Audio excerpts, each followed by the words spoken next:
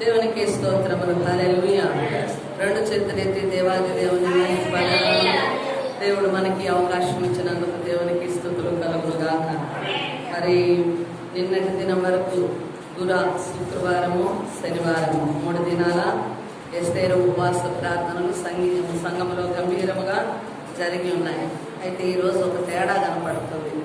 ఏం తేడా కనపడుతుందండి? మనుషులు ఎవరు లేరు. అంటే 3 దినాలకు కంప్లీట్ అయిపోయింది. అలసిపోయారు కదా.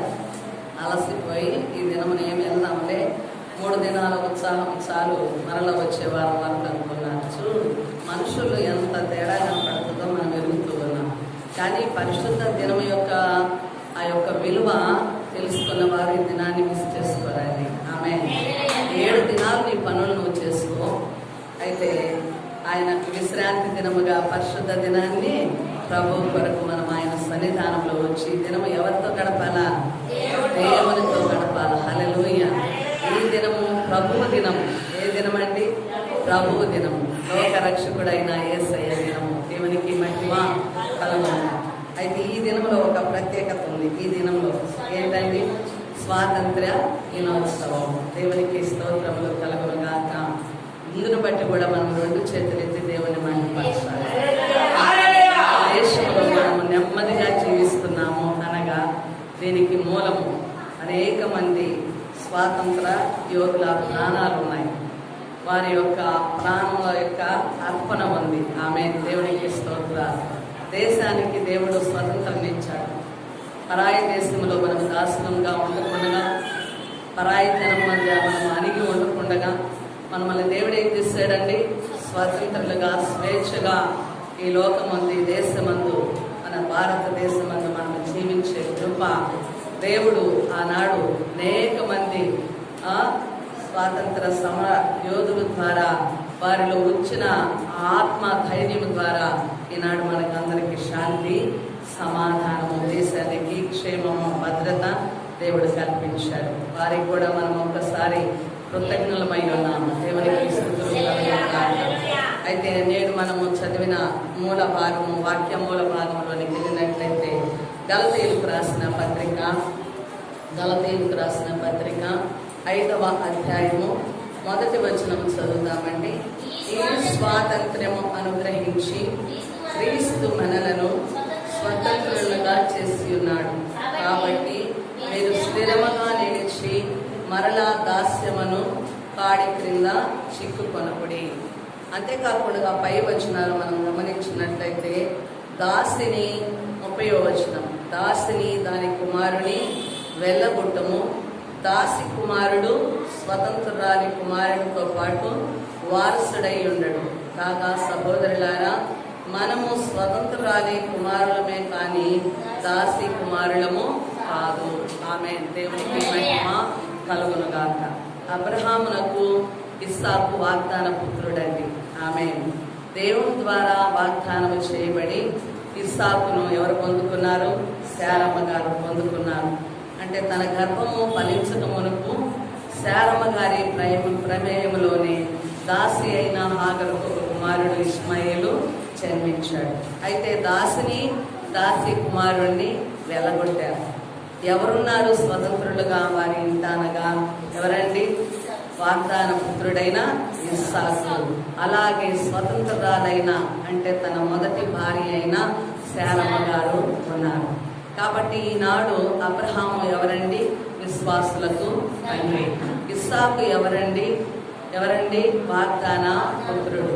ఈనాడు మనము కూడా విశ్వాసులకు తండ్రి అయిన అబ్రహాము విశ్వాసమును బట్టి మనము కూడా ఈరోజు యేసు ప్రభునందు విశ్వాసం ఉంచి విశ్వాసం ద్వారా ఆయనకు వాగ్దాన పుత్రులమయ్యాం. ఆమేన్. హల్లెలూయా. మనమందరము కూడా దేవుని కుమారులము, కుమార్తెలమై ఉన్నాం. దేవునికి స్తోత్రములు. ఇప్పుడు దేవుని కుమారులము, దేవుని వారసులము, వాగ్దాన పుత్రులము, వాగ్దాన పుత్రికలము. కాబట్టి మనం స్వతంత్రులమై ఉన్నామా? దాసులముగా ఉన్నామా? హల్లెలూయా. స్వతంత్రులమై ఉన్నాము. ఇప్పుడు దేవుడు మనకేమిచ్చాడండి? స్వాతంత్ర్యం ఇచ్చాడు. అందుకే ఆ కింద వచనాలలో మరి 5వ వచనం 1వ వచనంలో మనం చూసినట్లయితే ఈ స్వాతంత్ర్యము అనుగ్రహించాడు. అనగా దేవుని కుమారులముగా కుమార్తెలముగా. ఒకప్పుడు దేవుని ఎరగని ప్రజలమై ఉన్నాం. అనేక మొక్కుబడులు చేస్తూ అనేకమైన దేవతలను పూజిస్తూ నిజ దేవుని సత్యమును ఎరుగక ఏ దేవుణ్ణి పూజిస్తే ఫలం ఉంటుంది, ఏ దేవుణ్ణి ఆరాధిస్తే ఫలం ఉంటుందో ఎరగని స్థితిలో అనేక దేవతలను, కోటి దేవతలను ఆరాధించిన మనకు దేవుడు ఈరోజు ఏం చేశాడో తెలుసా? ఏమిచ్చాడండి? ఆయన ఆరాధించే కృపనిచ్చాడు. అంతేకాకుండా మానవులకు ఆయన తండ్రి అయి ఉన్నాడు. ఆమె నమ్మిన విశ్వాసులకు అందరికీ ఆయన దేవుడే కాదు, తండ్రి అయి ఉన్నాడు. ఈరోజు ప్రతి ఒక్కరం కూడా మనము దేవుణ్ణి ఎలా పిలుస్తున్నాము? నాయన, తండ్రి, అబ్బా అని మొరపెడుతూ ఉన్నాము. ఆమేన్, హల్లెలూయా. ఎంతగానో ఆయన కృపాసనము దగ్గరికి ధైర్యంతో వచ్చి మన తల్లిదండ్రులతో మనం ఎలాగ తండ్రితో మాట్లాడతామో, వెలుగులాడతామో, వాదం చేస్తామో అలాగే ప్రతి వ్యక్తి కూడా నాయన, తండ్రి, అబ్బా అనే స్వాతంత్ర్యమును ఎవరిచ్చారు? దేవాది దేవుడు ఇచ్చారు. ఈనాడు ఈ దేశానికి స్వాతంత్ర్యం వచ్చినది, కానీ మనిషికి స్వతంత్రత వచ్చినదా? చెప్పాలండి. మనిషి తనలో తాను తన బుద్ధిపూర్వకంగా తన శరీర ఇచ్చలను బట్టి, తన తలంపులను బట్టి అతడు స్వతంత్రతలో జీవించాలనుకుంటాడు.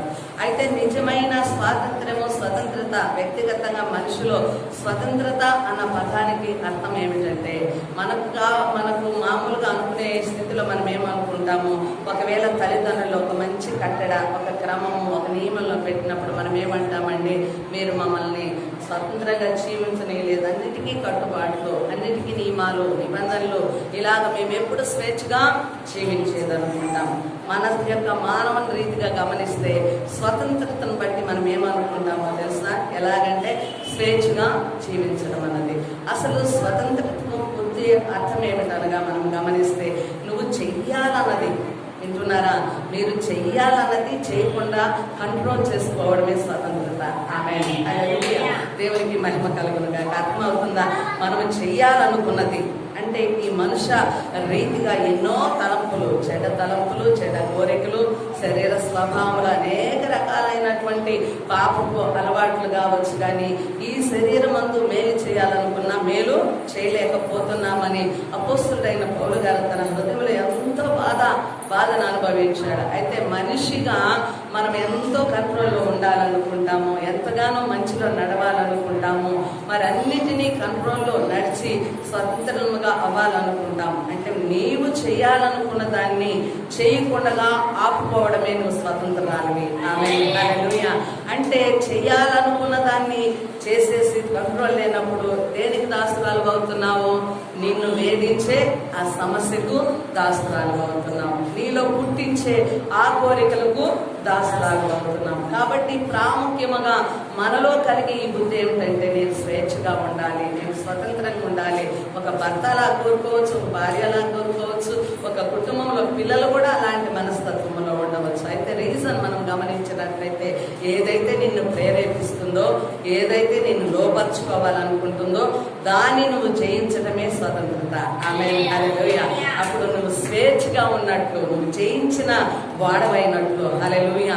ఈ లోకంలో మనిషిగా జీవించడం అంతా పాప కార్యాలే. ఆమేన్, హల్లెలూయా. ఈ యొక్క మనుష్య హృదయంలో అనేకమైన దురాలోచనలు పుడతాయి. వాటన్నిటినీ నువ్వు జయించాలంటే అప్పుడే నువ్వు స్వతంత్రానివి. దేవునికి మహిమ కలుగును గాక. ఇంకా మనము ముందుకు సాగి వెళ్ళినట్లయితే గప్తీయులకు రాసిన పత్రిక 4వ అధ్యాయము మనము గమనిద్దాము. 9వ వచనము ఒకసారి తేటగా చదవగలిగిన వారు చదవండి.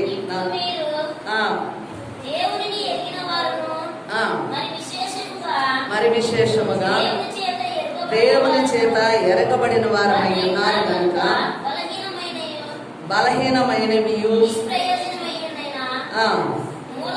మూల పాఠముల తట్టు మరలా తిరుగునేలా, మునుపటి వలె మరలా వాటికి దాసులై ఉండ కోరనేలా. దేవునికి స్తోత్రములు. హల్లెలూయా.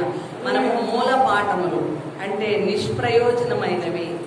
ఒకప్పుడు దేవుణ్ణి ఎరక్క మూల పాఠములు అనగా నియమాలు, నిబంధనలు, ఆచారాలు, అలాగే అనేక రకములైనటువంటి కర్మకాండలు ఇవన్నీ చేస్తూ ఉంటాం. దాన ధర్మాలు కావచ్చు, కొంతమంది కర్మకాండలు, యాత్రలు, అలాగే వీటి వల్ల పుణ్యకార్యం వస్తుంది, మానవుడు రక్షింపబడతాడని ఇవన్నీ మూల పాఠములు. అంటే అంటే యేసు ప్రభు వారిని కొరకు రక్తము కార్చక మునుపు, రక్షణ కార్యము జరగక మునుపు లోకములు అనేక మూలమైనటువంటి పాఠాలు ఉన్నాయి. వాటన్నిటినీ యేసు ప్రభు వారు ఇప్పుడు తొలగించాడు. దేవునికి స్తోత్రములు కలుగును గాక. ఈనాడు మానవుడు దేవుణ్ణి ఆరాధించే కృపనిచ్చాడు. అంటే ఒకప్పుడు నీవు దేవుణ్ణి ఎరక్కున్నాడు, అయితే ఇప్పుడు దేవుడు కూడా ఏం చేశాడు? నిన్ను ఎరిగి ఉన్నాడు. ఈనాడు నువ్వు నిజమైన దేవుణ్ణి ఎరిగినావు, దేవుడు కూడా నిన్ను ఎరిగి ఉన్నాడు. కాబట్టి ఆ మూల పాఠముల తట్టు మీరు తిరగను ఎలా. ఆమేన్. దేవునికి స్తోత్రములు కలుగును గాక. మునుపటి వలె మీరు వాటికి దాసులై ఉండగోరనేలా. ఆమేన్. దేవునికి స్తోత్రములు. ఈరోజు సత్యము మనకు తెలుసు, దేవుని జ్ఞానము మనకు తెలుసు, దేవుని ప్రత్యక్షత మన జీవితాలలోకి వచ్చినది, భూమి మీద జరుగుతుంది. ఎవరు నిజమైన దేవుడు? ఏ దేవుని ద్వారా మనకు పాప విముక్తి కలుగుతుంది, మన భక్తికి చివరికి ఏ ఫలితము వస్తున్నదన్నది ఇప్పుడు ఖచ్చితంగా లోకమంతటా తెలిసే ఉన్నది. ఆమేన్. హల్లెలూయా. మరి తెలిసి ఉండి కూడా, దేవుని ఎరిగి ఉండి కూడా, దేవుడు నిన్ను కూడా ఏం చేస్తాడండి? ఎరిగి ఉన్నాడు. అయితే ఆ గతంలో కలిగిన ఆ కర్మకాండలు, నిబంధనలు, ఆజ్ఞలు, ఆ యొక్క మూల ఆటముల తట్టు నువ్వు తిరగక ఇప్పుడు ఎలా ఉండాలంట? అవన్నీ కూడా నిష్ప్రయోజనమైనవి, అవన్నీ పనికిరానివి. ఇప్పుడు వాటికి నీవు దాసులుగా ఉండకూడదు. ఆమేన్. హల్లెలూయా. విశ్వసించిన ప్రతి ఒక్కరు కూడా ఇప్పుడు ఎవరికి దాసులై ఉన్నారో మనం తేటపరచుకోవాలా. ఆమేన్. వాక్యము వింటున్నప్పుడే ఆ వాక్యం మన హృదయాలలో పని చేయాలండి. ఆమేన్. దేవునికి మహిమ కలుగును గాక. ఒకరు దేవునికిని అలాగనే సిరికిని దాసులై ఉండలేరు. ఒకరు దేవునికిని ఈ లోకమునకును దాసులై. ఏదైనా ఒక వ్యక్తి ఇప్పుడు ఒక యజమానుడి దగ్గర దాసులై ఉన్నప్పుడు ఇద్దరు యజమానులకు దాసులుగా ఉంటే మనకి చాలా కష్టం. అవునా కాదా? ఈ యజమానుడు ఆజ్ఞ ఇస్తే ఇక్కడికి పరిగెత్తాలి, ఆ యజమానుడు ఆజ్ఞ ఇస్తే అక్కడికి పరిగెత్తాలి. ఇద్దరు యజమానుల మధ్య అతనికి నెమ్మది ఉండదు. కాబట్టి ఈనాడు నీవు ఆ మూల పాఠాలకు ఏం చేయాలి? ఇక స్వస్తి చెప్పాలి, వాటిని ఇంకా స్టాప్ చేసేసేయాలి. ఇప్పుడు దేవుని సత్యము నీకు తెలుసు. దేవునికి మహిమ కలుగును గాక. పాప విముక్తికి మార్గం దేవుడు ఆ మార్గం తెచ్చారు. నేనే మార్గము సత్యము జీవం అన్నాడు. నా ద్వారా తప్ప ఎవరను తండ్రి రాజ్యములో ప్రవేశించలేడని సూటిగా పక్కగా మనందరితో మాట్లాడాడు. దేవునికి మహిమ కలుగును గాక. కాబట్టి ఈ రోజు మనం అందరం కూడా ఇక ఎవరికి దాసులై ఉండాలనగా ప్రభువునకు దాసులమై ఉండాలి. దేవునికి స్తోత్రములు కలుగును గాక. అందుకే గమనించినట్లయితే రోమిలికి రాసిన పత్రిక 1వ అధ్యాయంలోనే 1వ వచనంలో ఉంటుంది. ఏమనగా, ఇదిగో క్రీస్తునందున్న వారికి ఏ శిక్షా విధి లేదు. ఆమె చప్పట్లు కూడా దేవుని స్తుతిస్తావా? ఆమె. ఒకప్పుడు మానవ జీవితంలో అండి పాపమును తొలగించుకోలేని స్థితి, ప్రభువుని ఎరగలేని స్థితి, నిజదేవుని ఎరగలేని స్థితి. ఇదిగో ఈ హృదయంలో ఉన్నటువంటి ఈ పాప కల్మషాన్నంతా మనము కడుక్కోలేక కొన్ని మార్లు భక్తిలో ఉంటాము, ఎదుగుతాం, ప్రభుని స్తుతిస్తాం, మరలా పాపానికి వెళ్ళిపోతుంటాము, శరీరానుసారంగా జీవిస్తుంటాము.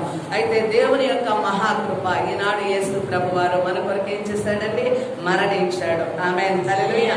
ఆ పుణ్య రక్తము, ఆ నిష్కలంకమైన రక్తము, ఆ పరిశుద్ధ రక్తము మానవుని శిక్ష దోషమునంతా ఆయన భరించి మనకేమిచ్చాడు? ఇప్పుడు మనకు శిక్ష లేకుండా చేశాడు. ఆమేన్. ఆ యొక్క పూర్తి స్వాతంత్ర్యము ఈనాడు మనం పొందుకున్నాం. హల్లెలూయా. దేవునికి స్తోత్ర. వ్యక్తిగతంగా కూడా ప్రతి వ్యక్తికి దేవుడు ఏమిచ్చాడండి? ఈనాడు స్వతంత్రత ఇచ్చాడు, స్వేచ్ఛనిచ్చాడు. అనగా ఈనాడు ఇంకా నీలో పాపం ఉంచుకోవడానికి లేదు, పాపం ద్వారా నీవు మరణించడానికి లేదు. అంటే నీ పాపం బట్టి దేవుడు ఏం చేశాడండి? మరణించాడు యేసు ప్రభు వారు. ఈనాడు మనమే ఒక్కటి చేయాలా? ఏం చేయాలనగా యేసు క్రీస్తును నమ్ముకొనుట, ప్రభువునందు నిలుచుట. యేసునందున్న వారికి, వింటున్నారా? యేసునందున్న వారికి ఏ శిక్షా విధి లేదండి. ఆమేన్. హల్లెలూయా. అంటే తప్పు జరిగించినప్పుడు శిక్ష ఉంటుంది, ఆ శిక్ష ఫలితం కూడా ప్రతి మనిషి అనుభవించాల. ఈనాడు అటువంటి శిక్షా ఫలితంలో ఉండవలసిన మనము, పాపము ద్వారా శిక్షను అనుభవించవలసిన మనము, మన కొరకు ప్రభు మరణించి ఈనాడు మనకు ఏ శిక్ష లేకుండా చేస్తున్నాడు. చప్పట్లు కొట్టి దేవుని స్తుతిస్తున్నామండి. అంటే ఈ రోజు నువ్వు చేయవలసిందేమనగా నీకు రక్షణ ఇచ్చిన యేసు ప్రభువును విశ్వసించి నమ్ముకోవటము. హల్లెలూయా. ఆ ప్రభువులో నిలవడము అంటే అలాగా ఏదో మారు మనసు, రక్షణ, వాహము కోసమో, తల్లిదండ్రుల ప్రోత్సాహము, లేకపోతే అందరూ బాప్తిసం తీసుకుంటున్నారు అది తీసుకొని నేను రక్షింపబడ్డానులే, నాకు ఇంకా శిక్ష లేదని తిరిగి నువ్వు పాపం చేస్తూ తిరిగి అలాగా లోక కార్యాలలో ఉన్నట్లయితే నీకు శిక్ష లేదని చెప్పడానికి ఏ యొక్క వీలు లేదు. అంటే యేసు ప్రభువునందు విశ్వాసం ఉంచిన వారు ఏం చేయాలా?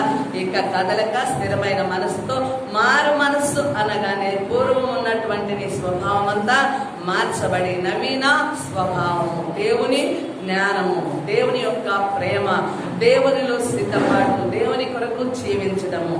అందుకే అపొస్తలుడైన పౌలు గారు అంటారు, నా మట్టుకు బ్రతుకుట క్రీస్తు, చావైతే లాభము. ఇక నేను జీవిస్తున్నది నేను కాదు కానీ నారెవరు జీవిస్తున్నారు? క్రీస్తు జీవిస్తున్నాడు. హల్లెలూయా. దేవునికి మహిమ కలుగును గాక. దేవుని బిడ్డలారా, మనలో రక్షణ పొందిన తర్వాత ఎవరు జీవించాలండి? ఎవరు జీవించాలా? క్రీస్తు జీవించాలా. ఆమేన్. హల్లెలూయా. ఆయన నీలో ప్రవేశించాలా అంటే ఆయన నీలో ఉన్నాడనడానికి ఆయన గుణగణాలు నీలోకి రావాలా. దేవునికి మహిమ కలుగును గాక. ఆయన లక్షణాలలోనికి మనం వెళ్ళాలి. ప్రతి ఒక్కరికి తెలుసు యేసు ప్రభు యొక్క గుణాలు ఎలాంటివి, ఆయన లక్షణాలని. అవన్నీ కూడా మన జీవితాలలో ఎదుటి వారికి కనపడాలి. హల్లెలూయా.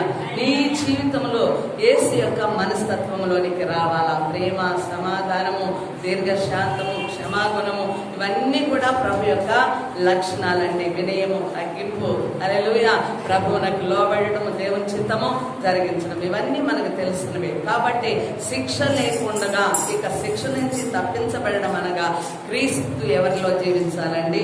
మనలో జీవించాలి. ఆమేన్. హల్లెలూయా. పలు మార్లు మీకు చెప్తూనే ఉంటాను, క్రీస్తు మనలో జీవించినప్పుడు నువ్వు స్వార్థను ప్రకటించాల్సిన అవసరం లేదు. హల్లెలూయా. నువ్వు వీధికి వెళ్ళి సువార్తను ప్రకటించి యేసు గొప్పవాడని చెప్పవలసిన వీలు కూడా లేదు. ఆమేన్. అంటే నీ జీవితమే ఒక సాక్ష్యముగా వెళుతుంది. ఆమేన్. నీ జీవితమే ఒక సువార్తగా బయలుదేరుతుంది. ఆమేన్. నీలో ఉన్న నీతి, పరిశుద్ధత, నీ జ్ఞానము, నీ నడవడి, నీ ప్రవర్తన టోటల్గా ఒక వ్యక్తిని చూడగానే గ్రహించుకుంటారు. హల్లెలూయా. మీరు ఆత్మ సంబంధాలు ఉన్నారా? మీరు దేవుని బిడ్డలు ఉన్నారా? లేక ఈ లోక సంబంధంగా జీవిస్తున్నారని ఒకవేళ ప్రవచించేవారు కావచ్చు, వాక్యం ప్రకటించేవారు కావచ్చు, వేల ఆత్మలను రక్షించే వారినైనా ఎవరినైనా ముఖము చూడగానే, వారి మాట చూడగానే, వారి ప్రవర్తన చూడగానే, వారి యొక్క నడక చూడగానే మనకు అర్థమైపోతుంది. ఆమేన్. హల్లెలూయా. కాబట్టి యేసు ప్రభువును మన హృదయాలలో ఉంచుకున్నప్పుడు దేవుని బిడ్డలారా మనము స్వతంత్రులం అవుతాం. ఆమేన్. ఈ లోకపు కార్యాలకు బానిసలుగా ఏ మాత్రము ఉండలేము. హల్లెలూయా. వాటిని అధిగమించే కృప దేవుడు నీకు దయచేస్తాడు. దేవునికి స్తోత్రాలు. యేసు ప్రభు వారు గొప్ప సత్యాన్ని చెప్పాడండి, నేను లోకాన్ని జయించి ఉన్నాను, మీరు కూడా లోకమును జయిస్తారు. మరి తప్పుడు త్రోవల్లో నడుస్తూ మరి జయించలేని అనుభవంలో ఉన్నవారు ఒక సాకుగా చెప్తారు ఏంటంటే, నేను జయించలేకపోతున్నాను, త్రాగుడు మానుకోలేకపోతున్నాను, ఈ వ్యభిచారం మానుకోలేకపోతున్నాను, ఈ కోపాన్ని మానుకోలేకపోతున్నాను. ఇవన్నీ కూడా నీ యొక్క అసమర్థతలే కానీ దేవుని జ్ఞానం వాటి కంటే మించినది. చప్పట్ల పడి దేవుని స్తుతిస్తావా? హల్లెలూయా. ప్రభువును మనలో చేర్చుకున్నప్పుడు ఆయన లోకాన్ని జయించాడు కాబట్టి ఆమేన్. హల్లెలూయా. నీవు కూడా లోకమును జయిస్తావు, లోకములో ఉన్న వాటిని జయించగలవు. దేవునికి మహిమ కలుగును గాక. నెంబర్ 1, దేవుడు మనకు స్వతంత్రం ఇచ్చాడు. ఆమేన్. ఏ స్వతంత్రత అనగా తన బిడ్డలుగా మనల్ని చేర్చుకున్నాడు. హల్లెలూయా. నిజమైన దేవుని ఎరిగిన స్వతంత్రత మనకిచ్చాడు. ఇప్పుడు మనము దాసులుగా పిలువబడలేదు. అంటే దాసులు అంటే దేవుని మించిన వారంగా కాదు. ఆమేన్. హల్లెలూయా. దేవుని కుమారులమైన దాసులమే, ఆయనకు దాసులము. హల్లెలూయా. లోకానికి దాసులము కాదు, లోకపు యొక్క చేష్టలకు దాసులము కాదు. మన స్థితిలో కూడా మనం గమనించవచ్చు. భూలోకములో ఒక తల్లిదండ్రులకి కుమారులు కలిగినప్పుడు వారి హయ్యర్ గ్రేడ్ స్టడీస్ చేసి ఎంతో ఉన్నతమైన చదువుల్లో ఉన్న తండ్రి దగ్గరికి వచ్చేసరికి వాళ్ళు ఎలాగుంటారు? దాసులుగానే ఉంటారు. అంటే పెద్దవారి మాటలకి ఏం చేయాలా? లోబడేవారిగానే ఉంటారు. వారు వృద్ధాప్యంలో కూడా వారు శాసించిన దానికి ప్రతి కుమారుడు కుమార్తె లోబడవలసిందే. ఆమేన్. హల్లెలూయా. అంటే దేవునికి మనము దాసులుగా నేర్చుకోవాలి. దేవునికి మహిమ కలుగును గాక. కాబట్టి మొదట స్వాతంత్ర్యం మనకు దేవుడు ఏమి ఇచ్చాడు చేశాడనగా ఆయన బిడ్డలముగా, ఆయన వారసులముగా ఆయన మనకు స్వతంత్రం ఇచ్చాడు. కాబట్టి ఈరోజు దేవుని ఎరిగావు కాబట్టి మరలా మూల పాఠాలలోనికి నీవు వెళ్ళకూడదు. ఏదో ముక్తి కార్యాలు అవి చేస్తే ముక్తి వస్తుంది, ఇది చేస్తే ముక్తి వస్తుంది, ఇంకా అజ్ఞానంలో ఉన్నప్పుడు ఏమేమి జరిగించావో అన్నీ కూడా ఇప్పుడు తుడిచిపెట్టబడాలి. ఆమేన్. హల్లెలూయా. అంటే ఈరోజు ప్రభు సత్యం తెలుసుకున్న మనము ప్రభు వాక్యం మన చేతిలో ఉంది. ఆమేన్. హల్లెలూయా. ప్రతి ఒక్కరి చేతిలో ఈ పరిశుద్ధ గ్రంథం ఉంది. ఆమేన్. ఈ పరిశుద్ధ గ్రంథం అనగానే చాలా జ్ఞానంతో కూడింది, సత్యంతో కూడింది. ఆమేన్. ఈ మాటలన్నీ కూడా నమ్మదగినవండి, నమ్మదగినవి, పూర్ణ అంగీకారమైనవి. హల్లెలూయా. వీటిని కాదనే దానికి లేదు. దీనిని ధ్యానిస్తూ ఆ వాక్యము నీ హృదయంలో ఉన్నప్పుడు ఖచ్చితంగా నీవు స్వతంత్రాలు అవుతావు. ఆమేన్. దేవునికి మహిమ కలుగునుగాక. కాబట్టి బానిస కాడి నుండి, బానిస బ్రతుకుల నుండి దాసులుగా ఉన్న మనల్ని దేవుడు ఏం చేశాడు? స్వతంత్రులుగా చేశాడు. దేవునికి స్తుతులు కలుగునుగాక. ఇంకా మనము కొంచెం ముందుకు వాక్య భాగంలోనికి వెళ్ళినట్లయితే మత్తయి సువార్త 11వ అధ్యాయము 28-30 వచనాలు చూద్దామండి. మత్తయి సువార్త 11వ అధ్యాయము. ప్రయాసపడి భారము మోయుచున్న నా యొద్దకు రండి, నేను నీకు విశ్రాంతి కలుగజేయుదును. నేను సాత్వికుడను, దీన మనస్సు గలవాడను గనుక మీ మీద నా కాడి ఎత్తుకొని నా యొక్క నేర్చుకొనుడి. అప్పుడు మీ ప్రాణములకు విశ్రాంతి దొరుకును. ఏలి అనగా నా కాడి సులువుగాను, నా భారము తేలికగాను ఉన్నది. ఈరోజు పాప భారముతో ఉన్నటువంటి ప్రతి ఒక్కరు కూడా, ఈ లోక భారముతో ఉన్నటువంటి ప్రతి ఒక్కరికి కూడా దేవుడు గొప్ప ఆహ్వానిస్తున్నాడు. దేవునికి స్తోత్రం. ఏమని? ప్రయాసపడి భారము మోయించున్న సమస్త జనులారా నా యొద్దకు రండి. ఆమేన్. హల్లెలూయా. నేను మీకు విశ్రాంతిని ఇస్తాను. దేవునికి స్తుతులు కలుగునుగాక. ఎప్పుడైతే పాప భారం అన్నది మనిషిలో పోతుందో, అక్రమం అన్నది మనిషిలో పోతుందో, సత్యం అన్నది ఆ వ్యక్తి జీవితంలోనికి వస్తుందో అక్కడ నెమ్మది. హల్లెలూయా. విశ్రాంతి. చాలా మందిని గమనించండి, పాపం చేసిన వాడు మనుషుల మధ్య మేకపోత గంభీర్యముగా జరిగించవచ్చు, కానీ లోపల ఏం జరుగుతుంది? తన పాపాన్ని బట్టి ఎప్పుడూ భయమే ఉంటుంది. ఆమె ఈ పాపం చేస్తున్నాను, దీని ద్వారా నాకేం జరుగును, నా కుటుంబానికి ఏ హాని జరుగునని లోపల ఒకంత ఏం కలుగుతుందండి? భయమే ఉంటుంది. ఆ పాపం ద్వారా ఏనాడు ఏమి జరుగునన్న చింత కూడా కనిపిస్తూ ఉంటుంది. కాబట్టి అలాంటి ప్రజల్ని ఏమంటున్నాడు? నీ భారంతో నీవు ఉండాల్సిన అవసరం లేదు. నిజంగా ఎవరు ఆహ్వానిస్తున్నారు ఇలాగా? నీ భారాన్ని నా దగ్గరికి తీసుకునిరా, నీకు విశ్రాంతిని ఇస్తానని ఏ మనుష్యుడు చెప్పలేడు.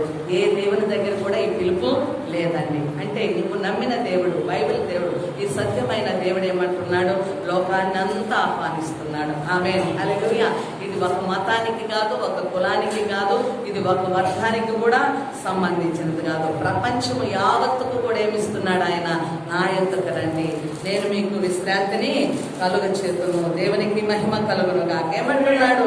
నేను సాత్వికుడను, దీన మనస్సు కలిగిన వాడను గనక మీ మీద నా కాడి ఎత్తుకొని నా యొక్క నేర్చుకునుడి. దేవునికి స్తోత్రాలు. దేవుని కాడి అనగా ఆయన ఏం చేశాడండి? యేసు ప్రభు వారు తనను తాను తగ్గించుకున్నాడు.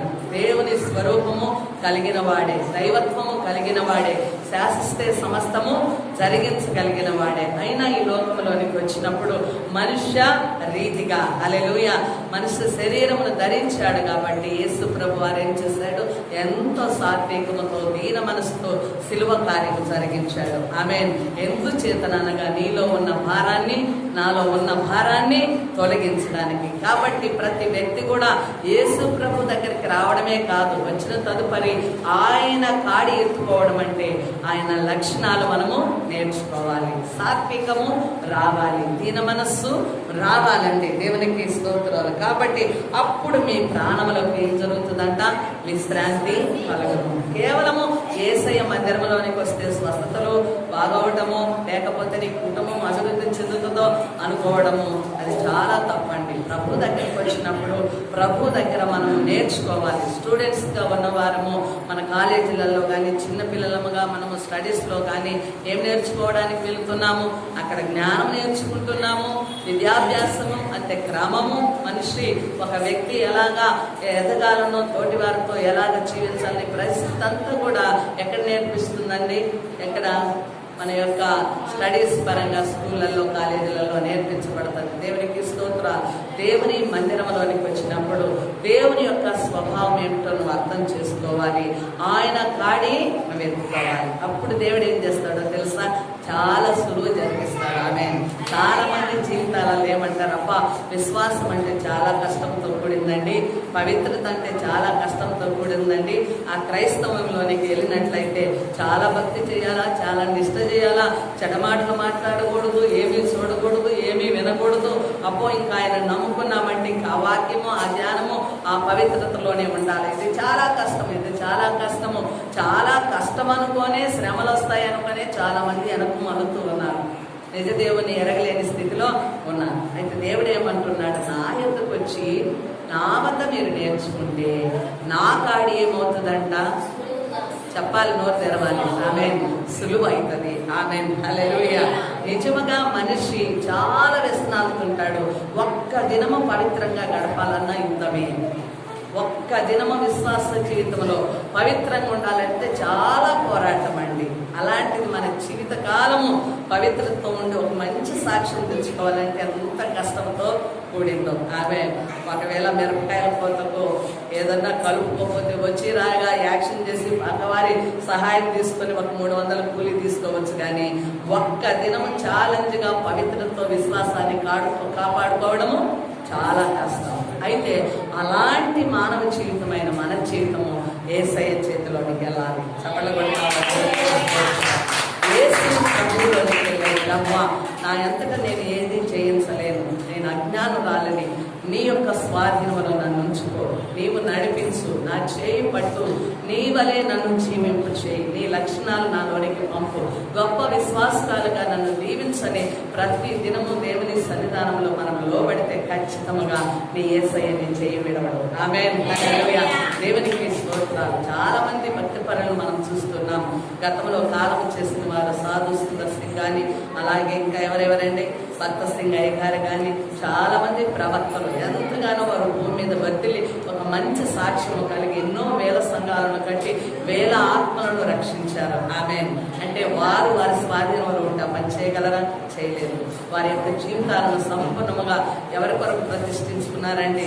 దేవుని చేతులకు అప్పగించబడ్డారు. దేవుని సంగమా, ఈనాడు నీవుగా ఉండి నేను జయించగలనన్న పొగరుతో ఉంటే నీవు ఏ మాత్రం కూడా సాక్ష్యం ఉండదు, ప్రభువులో నిలిచిన అనుభవం ఉండదు. నేను పిరికిదాన్ని, నేను బలహీనురాలిని, నా చేత కాదయ్యా, ఒక్క దినము నేను విశ్వాసంలో జీవించలేను ప్రభు, నీవు కటాక్షించు, నీ సన్నిధానంలో నన్ను జ్ఞాపకము చేసుకున్నాను. బలహీనురాలిని నేను జయించలేకపోతున్నా, నీవు బలవంతుడు, నువ్వు లోకాన్ని జయించావు అయ్యా, నువ్వు పవిత్రుడు, నీ నీతిమంతుడు, ఇదిగో నా జీవితాన్ని నీకు అప్పగిస్తున్నాను అన్నప్పుడు ప్రభు వారు ఖచ్చితంగా ప్రతి క్షణము నిన్ను కాస్తాడు. ఆమె ఏం మాట్లాడాలనో ఆ జ్ఞానాన్ని నీకు ఇస్తాడు. ఏ పరిధిలో నువ్వు కూర్చోవాలనో, ఎవరితో స్నేహం చేయాలనో, ఎలాంటి వాటి మీద దృష్టి ఉంచాలనో, ఎలాంటి వాటి మీద మనసు నిలుపుకోవాలనో, ఏటిని నువ్వు ఆహ్వానించుకోవాలనో, ఏటిని విడిచిపెట్టాలనో సమస్త జ్ఞానము దేవుడు అందిస్తాడు. చప్పట్ల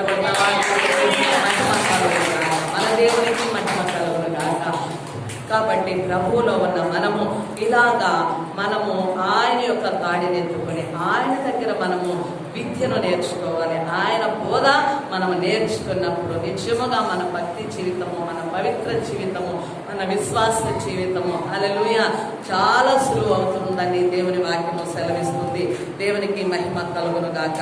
ఇంకా మనము గమనించినట్లయితే గలతీయులకు రాసిన పత్రికలో మనం చూద్దామండి. 5వ అధ్యాయము 13వ వచనం ఒకసారి చూద్దాం. గలతీయులకు రాసిన పత్రిక 5వ అధ్యాయము 13వ వచనం.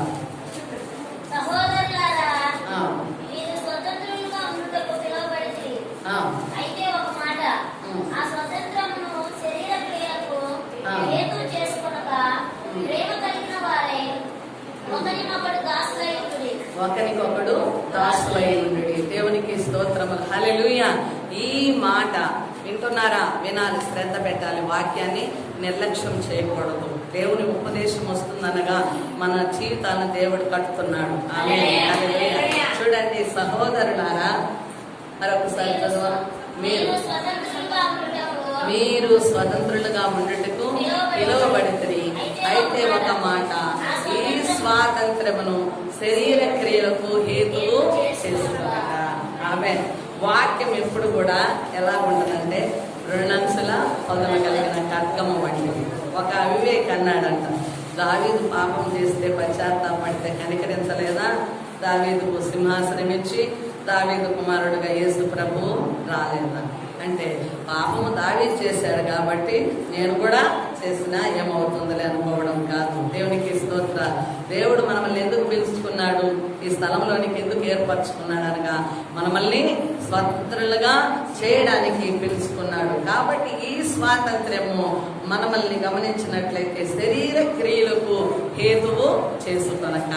నిన్ను స్వతంత్రులుగా చేశాడని శరీర క్రియలు, శరీర ఆశలు, శరీర ఇచ్ఛ అంటే నీ ఇష్టానుసారంగా నీవు జీవించడానికి అది హేతువు చేసుకొనక, ఆమె కారణము కాకుండా ప్రేమ కలిగిన వారై హల్లెలూయా ఒకరికొకడు దాసులై ఉండుడి.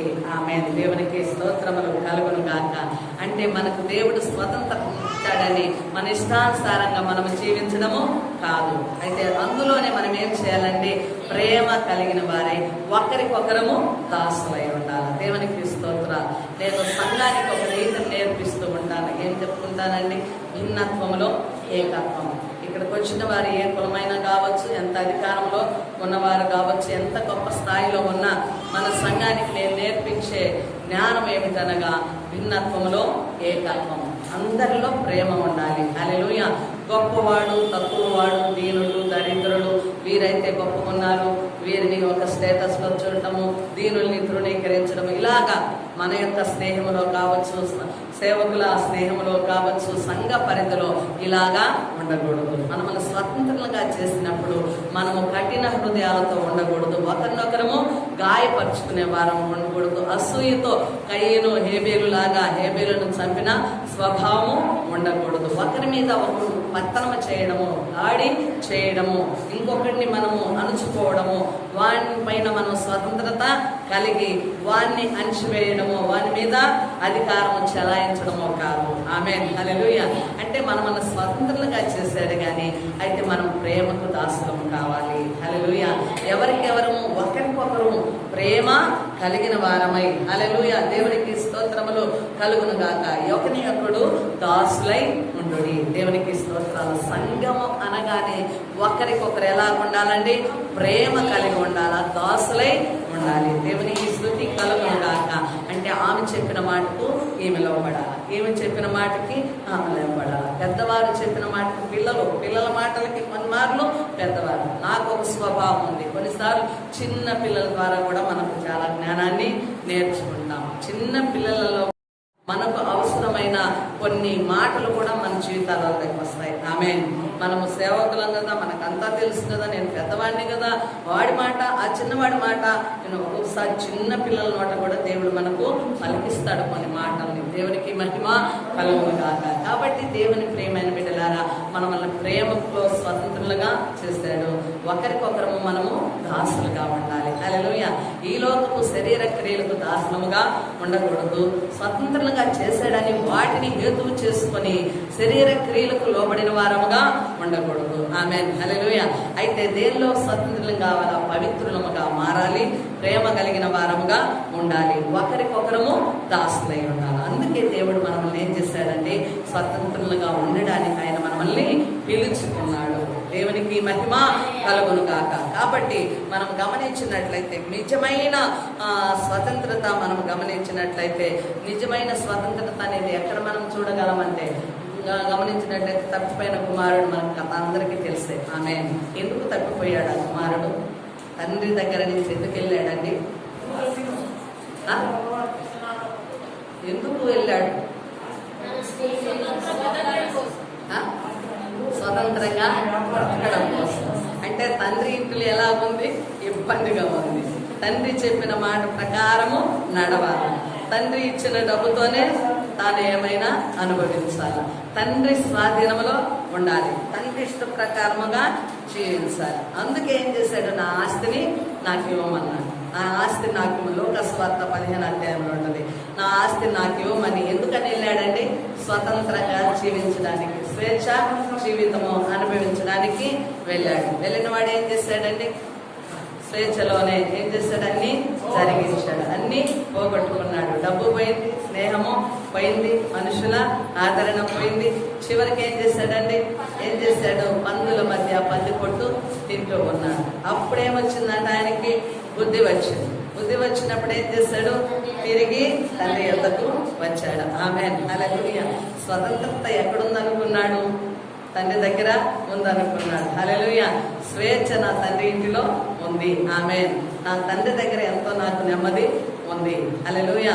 నా అవసరాలన్నిటికీ సమాధానము ఉంది. నా తండ్రి ఇంటిలో నాకు విశ్రాంతి, నెమ్మది ఉంది అని బుద్ధి వచ్చినప్పుడు తిరిగి తండ్రి దగ్గరికి వచ్చి తండ్రి చేత తండ్రి ప్రేమకు లోబడ్డాడు. ఆమేన్, హల్లెలూయా. ఈరోజు చాలా మంది కూడా దేవునికి దూరం అయితే మేము స్వతంత్రంగా ఉంటాము. హల్లెలూయా. స్వతంత్రంగా జీవించగలమని దేవునికి దూరమయ్యేవారు అనేకులు. ఆమేన్. నిజముగా నీవు స్వతంత్రానివి, స్వతంత్రుడిగా ఉండాలంటే దేవునికి దూరం అవ్వడం కాదు. ఎలా ఉండాలంటే మనం స్వతంత్రం కావాలంటే దేవునితో ఏకమై ఉండాలి. హల్లెలూయా. దేవునితో కలిసిపోవాలి, దేవుని సన్నిధానం కోరుకోవాలి, దేవుణ్ణి కావాలి అని కోరుకోవాలి. హల్లెలూయా. దేవుణ్ణి పట్టుకోవాలి. దేవుని మన హృదయాలలో ఉంచుకున్నప్పుడు మనకు సంపూర్ణ స్వతంత్రత ఉంటుంది. ఆమేన్. ఆ స్వేచ్ఛలో ఉన్న ఆనందమే వేరు. ఆమేన్. ఆ యొక్క మధురమే వేరు. హల్లెలూయా. అలాగని వాక్యానుసారంగా జీవిస్తూ తండ్రి సన్నిధిలో ఉంటూ తండ్రి ఆజ్ఞ మేరకు తండ్రి ప్రేమను, తండ్రి స్పర్శను, తండ్రి జ్ఞానాన్ని నువ్వు పొందుకుంటూ అన్నిటినీ చేస్తున్న అనుభవంలో ఆ భక్తిలో ఉన్న డిఫరెంటే వేరు. ఆమేన్, హల్లెలూయా. ఆ భక్తిలో ఉన్న ఫలము వేరు. ఆమేన్. ఆ యొక్క ఆనందము ఏ మనుష్యుడు ఇవ్వలేడు. ఖచ్చితంగా దేవునికి స్తోత్రములు కలుగునుగాక. అంటే స్వతంత్రత అనగా ఆ కుమారుడు స్వతంత్రంగా జీవించడానికి వెళ్ళాడు, కానీ డబ్బు తీసుకుని వెళ్ళాడు, ఆస్తి పాపము జరిగించుకున్నాడు, అన్ని పోగొట్టుకున్నాడు, అందరినీ మరి అందరూ దూరం అయ్యారు. చివరికి తండ్రి ఇంటికి వచ్చినప్పుడు తండ్రి ప్రేమతో మరలా అతనికి వస్త్రములు ఇచ్చి, ఉంగరం ఇచ్చి, హత్తుకొని ముద్దు పెట్టుకున్నాడు. ఆమె దేవునికి స్తోత్రాలు. ఈరోజు భూమి మీద మనిషిగా జీవిస్తున్న మనము స్వతంత్రంగా, స్వేచ్ఛగా, విశ్రాంతి, స్వతంత్రత అంటే నెమ్మది. ఆమె స్వతంత్రత అంటే మనిషిలో గందరగోళము ఉండడము కాదు, విశ్రాంతి, నెమ్మదిగా బ్రతకడమే. ఎన్ని స్ట్రగుల్స్ ఉన్నా, ఎన్ని ఇబ్బందులున్నా, ఎన్ని పోరాటాలున్నా వాటికి కుమిలిపోతూ, కృంగిపోతూ, విచారపడుతూ, ముఖం విచారం వేసుకొని దిగులుతో నెమ్మది లేకుండా ఉండడం స్వతంత్రత కలిగిన వ్యక్తిత్వం కాదండి. స్వతంత్రులుగా ఉండాలంటే దేవుడితో ఏమంటే అన్నింటిలో పూర్ణ సమాధానం.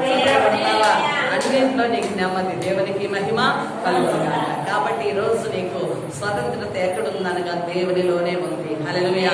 దేవుని స్థలంలోనే ఉంది, దేవునితో కలిసిపోవడంలోనే ఉంది. దేవునికి మహిమ కలుగును గాక. అందుకే మనం గమనిస్తే రోమిలికి రాసిన పత్రిక 12వ అధ్యాయం 1-2 వచనాలలో గమనించినట్లయితే, రోమిలికి రాసిన పత్రిక 12వ అధ్యాయము 1-2 వచనాలను.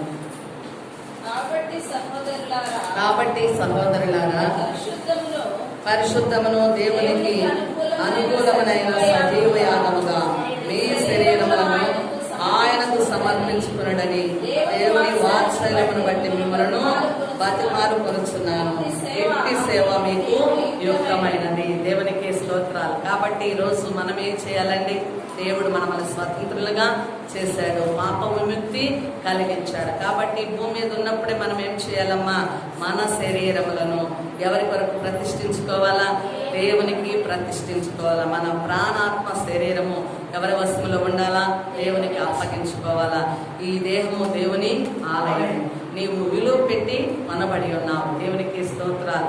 యేసయ్య వారు తన రక్తము ద్వారా ఆ విలువ పెట్టి నిన్ను నన్ను కొన్నాడు. ఆమేన్. నా జీవితం నా ఇష్టం, నా దేహం నా ఇష్టం, ఈ దేహాన్ని వ్యభిచార వాంఛలకో, కామాతులకో, లేకపోతే ఎలాంటికైనా ఈ బ్రతుకున్న కాలంలో జీవించిన జీవితం ఏం బ్రతుకురా, ఏమి జీవితంరా అనుకుని చాలా మంది ఏం చేస్తారు? బ్రతుకున్న కాలంలో, యవన కాలంలో, వృద్ధాప్యం వరకు కూడా చెడిపోయిన మనసుతోనే ఆ దేహాన్ని ఎంతగానో పాడు చేసుకునే వారు ఉన్నారు. నేను నిజముగా ఒక జీవితాన్ని గమనించాను. రోజుకు ఒక స్త్రీ రోజుకు 3 చీరలు కట్టేది, రోజుకి అంతగా అలంకరించుకునేది. ఒక ఒక్క రోజుకి 3 చీరలు కట్టి ఆమె లాగుంటే నాకు చాలా ఆశ్చర్యమైంది. రోజుకి ఒక్కసారి స్నానం చేయడానికే ఎంత ఇబ్బంది పాలవుతుంటే ఈమెకి ఎక్కడ ఓపికరా నాయన 3 చీరలు కట్టి రోజుకుంటుంది అనుకున్నప్పుడు, ఎందుకంటే సందర్భము ఆమె చివరికి ఎలాంటి సాగు చనిపోయిందో తెలుసా? పెట్రోల్ పోసుకొని చనిపోయింది. పాపానికి దాసురాలై చివరికి ఆ బ్రతుకున్న కాలంలో ఆ శరీరాన్ని 3 చీరలు కట్టి అంతగా అలంకరించుకున్నదంటే కారణం ఏంటి? శరీరం మీద వాంఛ ఎక్కువ. ఈ శరీరాన్ని బాగా చక్కగా కనపరుచుకోవాలి, అందంగా కనపరుచుకోవాలి, శరీరంతో అనేక కార్యాలకి ఆకట్టుకోవాలని శరీరాన్ని ప్రేమించుకున్నది. చివరికి ఎలాంటి మరణం పొందింది? అసలు చూడటానికి కూడా వీలు లేకుండా అంతా బొగ్గు వలె కాలిపోయి నల్లటి ఆకారంలో ఎంట్రుకలు లేకుండా ముఖాన్ని చూడాలంటేనే భయపడే స్థితిలో ఉన్నారు. ఎందుకు చెప్తున్నానంటే విమర్శకు కాదు, బ్రతికున్న కాలంలో ఈ దేహము ఈ శరీరము ఎవరి వశంలోకి వెళ్ళాలండి? దేవుని వశంలోకి వెళ్ళాలి. అది చాలా మధురమైనది. హల్లెలూయా. అలాంటి విశ్వాసాన్ని దేవుడు మెచ్చుకుంటాడు. ఆమె అలాంటి భక్తి చాలా పవిత్రమైనది. ఆ భక్తిలో చాలా ఫలితం ఉంటుంది. దేవునికి స్తోత్రములు కలుగునుగాక. భక్తుడైన బాప్తిస్మిచ్చు యోహాను గారు, శిష్యుడైన యోహాను గారు చూస్తున్నారు, పరలోకములో ఒక దృశ్యాన్ని చూస్తున్నారు. అందరూ తెల్లని వస్త్రములు వేసుకొని దేవుని సన్నిధానంలో స్తుతులు చెల్లిస్తున్నారు. ఆ యొక్క జనసమూహాన్ని చూసి అడుగుతున్నాడు, వీరంతా ఎవరైనా అంటే వీరంతా శ్రమల గుండా వచ్చిన వారు. హల్లెలూయా. భూలోకమందు శ్రమలు పడుతూ ఆయన శ్రమల ద్వారా నడిచిన పరిశుద్ధులు. హల్లెలూయా. చప్పట్లు కూడా దేవుని స్తుతిస్తామా? దేవునికి మహిమ కలుగునుగాక. ఈ లోకంలో ఉన్న బ్రతుకుకి ఏంటంటే నష్టమా లాభమా అన్నది నీ చేతిలో ఉంది. ఆమేన్. హల్లెలూయా. నిన్ను ప్రతిదినము పక్క నుండి ఒక ఎద్దుని కంట్రోల్ చేసినట్టుగా ఏమంటారు, అది ములుకర్ర ఏంటి చేతిలో ఉంటుంది కదా, కంట్రోల్ చేస్తూ ఉండాల్సినది ఎవరికి ఉండదు. అది నీ ఇంటి వారికి ఉండదు, నీ మేలు కోరే వారికి కూడా ప్రతి క్షణము నిన్ను కాపు కాయాలంటే ఎవరికి ఉండదు. అంటే ఇచ్చిన ఈ జీవితంలో ఏం చేయాలంటే నీ యొక్క లాస్ట్కి నీ జీవితానికి విలువ నష్టమా లాభమా అది నీ చేతిలో ఉంది. ఆమేన్. హల్లెలూయా. అప్పుడు ఈ లోకంలో ఉన్నప్పుడే ఈ యొక్క దేహాన్ని, ఈ యొక్క శరీరాన్ని ఈ లోక ఆశలకు, ఈ లోకం మరులు గొలిపే ఆ యొక్క సౌందర్యాలకు, సొగసులకి, వాటికి కాకుండా ఎవరికి అర్పించాలమ్మా? యేసయ్యకు ప్రతిష్టపరచుకోవాలా. అలాగ ప్రతిష్టపరచుకున్నప్పుడు క్రీస్తు కొరకు జీవించడము నేర్చబడుతుంది. హల్లెలూయా. ప్రార్థనలో నలుగు కొట్టుకుంటావు, క్రీస్తు కొరకు ఎంత ప్రయాసైనా పడతావు, ఎంత దూరమైనా వెళ్తావు, ఆకలి దప్పికలతో సేవ చేస్తావు. అలాంటి సేవాయుక్తమైనది. ఆమేన్. హల్లెలూయా. ఈరోజు మనం అనుకోవచ్చు, నేను చాలా విశ్వాసంలో ఉన్నాను, సంఘంలో మంచి దశంభాగాలు ఇస్తున్నాను, కానుకలు ఇస్తున్నాను, పని చేస్తున్నాను, నా విశ్వాసాన్ని యేసయ్య మెచ్చుకొని అన్నీ చేసి నీ శరీరాన్ని ప్రభు ప్రతిష్ఠించకపోతే ఆ సేవ యుక్తమైనది కాదు. నీ సేవ యుక్తముగా ఉండాలంటే ఏం చేయాలా? ఈ దేహాన్ని దేవుని కొరకు ప్రతిష్ట పరచుకోవాలి. దేవునికి మహిమ కలుగునుగాక. అంటే దేవా, నేను నీ సొంతము. ఆమేన్. నేను నీ దానము, నీవు నా వాడవు. ఆమేన్. హల్లెలూయా. ఈ ప్రమాణములు ఈ నిబంధనలు దేవునితో ఎంత హత్తుకుంటావు. ఆమేన్. హల్లెలూయా. దేవునికి స్తోత్రాలు. అప్పుడు నువ్వు మనిషిగా కనపడవు, కానీ నీలో ఉన్న దేవుడు కనపడతాడు. దేవునికి మహిమ కలుగునుగాక. హల్లెలూయా. కాబట్టి ఇంకా సత్యమును గురించి మనం తెలుసుకున్నట్లయితే యోహాను సువార్త 8వ అధ్యాయము 31వ వచనం గమనించినట్లే, సత్యమును గురించి మనం మిమ్ములను స్వతంత్రములుగా చేయుచున్నాను అనగా, అక్కడ ఉన్నవారు అబ్రహాము సంతానమును ఎన్నడను ఎవరిని దాసులై ఉండలేదే, మీరు స్వతంత్రము చేయబడతారని ఎలాగా చెప్పుచున్నారు. దేవునికి స్తోత్రములు. హల్లెలూయా. అక్కడ ఉన్న విశ్వాసంతో యేసు ప్రభు వారు ఇక్కడ మరి భూమి మీద జీవించినప్పుడు మీరు సత్యమును గ్రహించాలి, సత్యము మిమ్మల్ని స్వతంత్రులుగా చేయాలి. సత్యం అంటే ఏమిటి? సత్యం అంటే ఏమిటి? సత్యం అంటే వాక్యమే. హల్లెలూయా. వాక్యమే సత్యము. ఆమేన్. సత్యము మిమ్మల్ని ఏం చేస్తుందంట? స్వతంత్రులుగా చేస్తుంది. ఈ వాక్యము నీలో ఉంటే, ఆమేన్, ప్రతి మనిషి జీవితంలో ఏముండాలి? వాక్యం ఉండాలి. అందుకే మనం బయటికి వెళ్ళినా తప్పు చేయడానికి వాక్యం ఉన్న వారిలో జరగదు. ఆమేన్. హల్లెలూయా. నిత్యము నీ హృదయంలో వాక్యం ఉన్నప్పుడు వాక్యం నిన్ను సరిచేస్తుంటుంది, దిద్దుబాటు చేస్తుంటుంది, చేస్తుంది, హెచ్చరిక చేస్తుంది. ఒక తప్పులోనికి వెళ్ళాలంటే నీలో ఉన్న వాక్యం నీతో మాట్లాడుతుంది. ఆమేన్, హల్లెలూయా. కాబట్టి మనం ఏమినాలా, సత్యము వాక్యాన్ని మనలో ఉంచుకున్నప్పుడు ఈ సత్యం ఏం చేస్తుంది, మిమ్మల్ని స్వతంత్రులుగా చేస్తుంది. హల్లెలూయా. అన్నిటినీ జయించగలిగిన స్వతంత్రత మనకిస్తుంది. అందుకే అక్కడ అంటున్నాడు, మేము అబ్రహాము సంతానం కదా, అబ్రహాము విశ్వాసానికి తండ్రి కదా, మరి మమ్మల్ని సత్యము నేర్చుకోమంటున్నారు. అబ్రహాము సంతానమైన వారిలో కూడా వాక్యం లేకపోతే వారి స్వతంత్రులు కాదు. కాబట్టి మనం కూడా చాలా మంది ఏంటంటే మేము పుట్టుకతో ఏమంటారండి, క్రైస్తవులు. హల్లెలూయా. మా తాత ముత్తంతా పాస్టర్లు, ఆ దీవెనలు మాకుంటాయి. మేము తాగినా తిరిగినా ఆ దీవెన మాకుంటది. హల్లెలూయా. దేవునికి స్తోత్రాలు. మేము క్రైస్తవులం అండి. మా క్రైస్తవ భక్తి క్రిస్మస్ పండగ, ఈస్టర్ పండగ, జనవరి పండగ, గిఫ్టులు, పలావులు, భోజనాలు, తిండి పదార్థాలు మేము పంచుతాము. ఇది మా యొక్క భక్తి. అనుకున్నంత మాత్రాన మనము స్వతంత్రులము కాలేము. నీవు 1000 సంవత్సరాల 100 సంవత్సరాల క్రైస్తవ కుటుంబమైన క్రైస్తవులుగా జీవిస్తున్నా నీళ్ళు ఏమి రావాలా, వాక్యము నీలో నిలవాలా. హల్లెలూయా. అప్పుడు ఈ వాక్యము నిన్ను స్వతంత్రంగా చేస్తుంది. ఈ వాక్యము ఆ పరమ తండ్రి కుమారుడు కుమార్తెలుగా అనుగ్రహం పొందుకుంటాము. కాబట్టి దేవునికి స్తోత్రాలు కలుగుగాక. నమ్మిన యూదులు కూడా వాక్యము లేక వారు సిలువను అప్పగించారు. చూడండి, యూదులే నమ్మిన వారే, వారు మరి దేవుని ఎరిగిన వారే ఎవరికి అప్పగించారండి? సిలువకు దేవుణ్ణి అప్పగించాడు. హల్లెలూయా. పాపానికి మరి పాపమును తొలగించే లోక రక్షకుణ్ణి అన్ని తెలిసి కూడా వారిలో సత్యము లేనందున, దేవుని జ్ఞానము లేనందున ఏ లోక రక్షకుణ్ణి దేనికి అప్పగించారండి? నమ్మిన యూదులే ప్రభువును అప్పగించారు. కాబట్టి ఈ లోకంలో మనము కూడా నమ్మిన వారు కూడా తప్పుడు మార్గాల్లోనికి వెళ్ళిపోతారు. అన్ని వారమంతా చేస్తారు. వారములో ఆదివారమున తెల్లని వస్త్రాలు వేసుకొని వచ్చి ప్రభు బలలో చేయి వేస్తారు. ఇలాంటి వారికి దేవరాజ్యం ఉంటుందా? దేవుని సన్నిధానంలో యుక్తమైన సేవ అవుతుందా? మనలారా మనం గ్రహించుకోవాలి. వాక్యం వింటున్నప్పుడు మన హృదయాలు సరిచేయబడాలి. ఆమేన్, హల్లెలూయా. దేవుని స్థలంలో ఉన్న దిద్దుబాటు ఎక్కడా ఉండదండి. ఆమేన్. నేనేం గొప్పదాన్ని కాదు. అయితే ఈ ప్రదేశంలో దేవుడి సిద్ధపాటు నుంచి జనానికి దేవుని బోధ వస్తుందనగా జనమును ఈ యొక్క ఇక్కడున్న ప్రజలను ఎవరు ప్రేమించారండి? దేవుడు ప్రేమించాడు. హల్లెలూయా. నువ్వు నశించిపోకుండా నువ్వు స్వతంత్రాలుగా ఉండాలని, నిజమైన స్వాతంత్ర్యము దేవుని ద్వారా నీవు పొందుకొని ఆయన వారసురాలుగా పరలోకంలో చేరాలని దేవుని యొక్క వాంఛ ఉన్నది. దేవునికి స్తోత్రములు కలుగును గాక.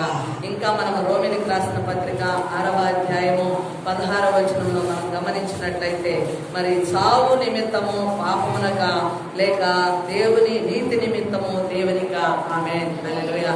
ఇప్పుడు నువ్వు జీవిస్తున్నావనగా చావు నిమిత్తము నీవు పాపానికి దాసురాలు అవుతున్నావా, లేక నీతి నిమిత్తము ఏంటండి ఎవరికి నీతికి దాసులం అవుతున్నారా? దేవునికి స్తోత్రాలు. ఈరోజు మనము నీతికి దాసులం కావాలి. ఆమేన్. దేనికి దాసులం కావాలండి? నీతికి దాసులం కావాలి. పాపానికి దాసుడు అయితే నీకు మరణము. ఆమేన్. ఆజ్ఞ అతిక్రమమే పాపము, పాపం ద్వారా వచ్చు జీతము మరణము. కాబట్టి నీతికి దాసులం అయితే ఏమిస్తాం? మనకు నిత్య జీవము. దేవునికి స్తోత్రాలు. దేవుని రాజ్యము, దేవునికి మహిమ కలుగుతుంది. కాబట్టి ఈనాడు మనము దేశానికి స్వాతంత్ర్యం వచ్చిందని గొప్ప పండుగ చేసుకున్నాం. అందును బట్టి కూడా మనము దేవుణ్ణి స్తుతించాలా. అలాగే మనకు స్వాతంత్రం తెచ్చిన యోధులను కూడా జ్ఞాపకం చేసుకొని వారిని బట్టి కూడా మనము దేవుణ్ణి ఘనపరచాలి. అయితే వ్యక్తిగతంగా స్వాతంత్ర్యం మనిషికి రావాలి. హల్లెలూయా. ప్రతి వ్యక్తిలో కూడా ఏమి రావాలండి? సంపూర్ణ స్వతంత్రత రావాలి. హల్లెలూయా. సాతానుకు దాసులము కాకుండా ఈ లోకపు యొక్క అపవాది అయిన ఆ యొక్క సాతానుకు దాసులమైనట్లయితే వాడు ఏం చేస్తాడు? మన నేత్రములకు గుడ్డి తనమగలుగు చేస్తాడు. అలాగా కాకుండా నీతికి దాసులమైతే మన మనోనేత్రాలు తెరవబడతాయి. హల్లెలూయా. అప్పుడు నువ్వు దేని కొరకు ఎదురు చూస్తావనగా దేవుని రాజ్యం కొరకు ఎదురు చూస్తావు. పైనున్న వాటిని వెతుకుతావు, పైనున్న వాటి కొరకు ఆశ పెట్టుకుంటున్నావు, పైనున్న వాటిని స్వతంత్రించుకోవడానికి నీ మనసు ఆరాటపడుతుంది. దేవునికి మహిమ కలుగును గాక. హల్లెలూయా. మరి ఈ మధ్య కాలంలోనే నా వ్యక్తిగత జీవితంలో చెబుతున్నాను, నాకు ఒక ఆశ కలుగుతుంది, ఒక ప్రార్థన డిఫరెంట్గా వస్తుంది. ఏం చేస్తున్నానంటే, ఇప్పుడైతే దేవుని రాకడ సమీపంలో ఉందని నేను ప్రకటిస్తున్నాను, అందరూ ప్రకటిస్తున్నారు. ఈ సమయంలో నా హృదయంలో నుంచి ఒక కొత్త ఘోష స్టార్ట్ అవుతుంది. ప్రభువా, ఇంకా ఏమైనా అవిదేవతలు ఉన్నాయేమో, నాలో ఇంకేమైనా మనిషి కార్యాలు ఉన్నాయేమో, ఇష్టమైన బ్రతుకుందేమో, నీ రాజ్యము దగ్గర వస్తున్నది, నువ్వు త్వరగా రానై ఉన్నావు, నన్ను పరిశుద్ధపరచునా ప్రభువా, నేను కూడా ఎత్తబడుటకు నన్ను జ్ఞాపకం చేస్తూ సరిచేయి. నా జీవితంలో మరి నాకు ఇచ్చిన బ్రతుకులో నేను సరిచేయబడి నీ రాజ్యానికి చేరే కృపనిమ్మని నా వ్యక్తిగత ప్రార్థనలో నేను దేవుని అడుగుతూ ఉంటాను. ఆమేన్. హల్లెలూయా. ఈనాటి దినాలలో ప్రతి వ్యక్తిలో కూడా ఈ ప్రార్థన రావాలి. అంటే నా గొప్ప కోసం కాదు, అంటే ఒక గ్రహింపు రావాలి. అనగా మరి ప్రభు వచ్చినప్పటికీ మనం ఏం చేయాలండి? పరిశుద్ధపరచబడాలి. హల్లెలూయా. ఆ స్వతంత్రత కలిగిన రాజ్యంలో, నీతి సమాధానంలో కలిగిన ఆ రాజ్యంలో మనం ప్రవేశించాలంటే ఈ లోకంలో ఉన్నప్పుడే మనం చేయాలండి, దిద్దుబాటు కావాలి, మనం పవిత్రతను సంపాదించుకోవాలి. దేవునికి మహిమ కలుగును గాక. కాబట్టి మరి దేవుని యొక్క స్వతంత్రత మనలోనికి రావాలనగా ప్రార్థన వాక్యం ద్వారా మనం దేవునిలో స్వతంత్రత అవుతాము. హల్లెలూయా.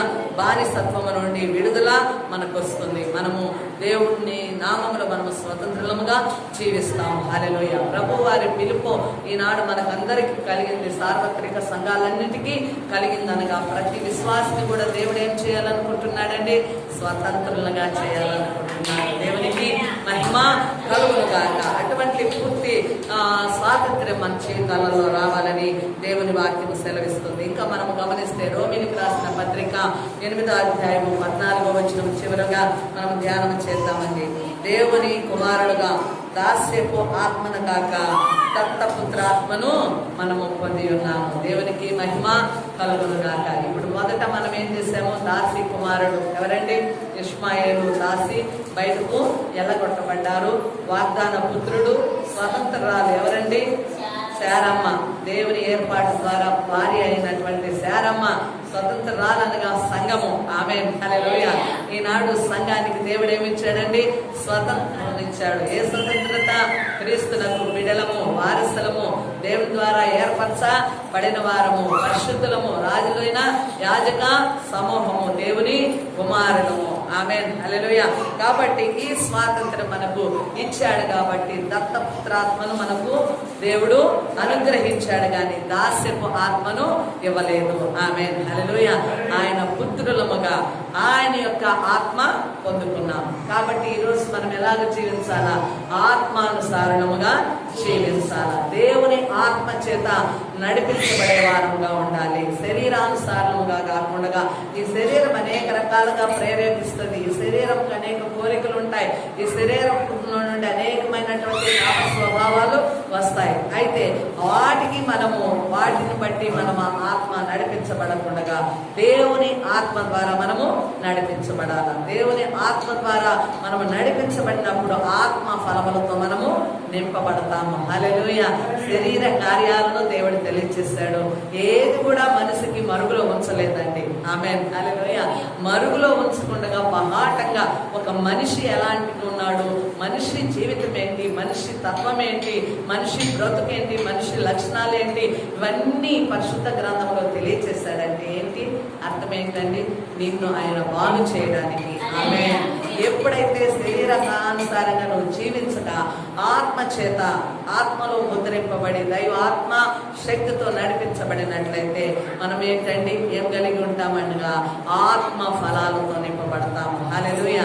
శరీర కార్యాలు పాటి పెట్టబడతాయి, వాటికి దాసులంగా ఉండలేము. ఎప్పుడైతే ఆత్మ ఫలములతో నింపబడతామో అప్పుడే నువ్వు స్వతంత్రానికి, స్వతంత్రుడికి. దేవునికి మహిమ కలుగును గాక. కాబట్టి ఈనాడు దేవుడు మనకు పూర్తి స్వాతంత్రాన్ని ఇవ్వడానికి వ్యక్తిగతంగా ఒక్కొక్కరు స్వతంత్రులుగా కావడానికి దేవుడు మనల్ని పిలుచుకున్నాడు. కాబట్టి గతంలో ఉన్న మూల పాఠముల తట్టు మరలా మనము వాటి ఉపదేశాలకు లోబడక క్రీస్తు యొక్క వాక్యం ద్వారా ఈ సత్యమును అనుసరిస్తూ దేవుని నామములో మనము స్వతంత్రులుగా జీవిస్తూ ఈ లోకంలో ఉన్నప్పుడు దేవుని కొరకు మన బ్రతుకును సమర్పించినప్పుడు ఆ స్వతంత్రంతో మనం దేవుని రాజ్యంలోనికి స్వతంత్రులముగా దేవుని దూతలు ఆహ్వానిస్తారు. ఆమేన్. హల్లెలూయా.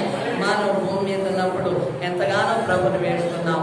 ప్రభు బిడ్డవు గనక రాని నీకు దేవుని రాజ్యంలో స్వతంత్రంగా దేవదూతల చేత వెళ్ళిపోయే అవకాశం ఉంటుంది. దేవునికి మహిమ కలుగుతుంది. కాబట్టి మనము పరీక్షించుకుందాం. ఈనాటి లేఖన భాగముల ద్వారా ఒక్కసారి మన హృదయాలను సరి చేసుకొని ప్రభువులకు సొంతమవుదాం.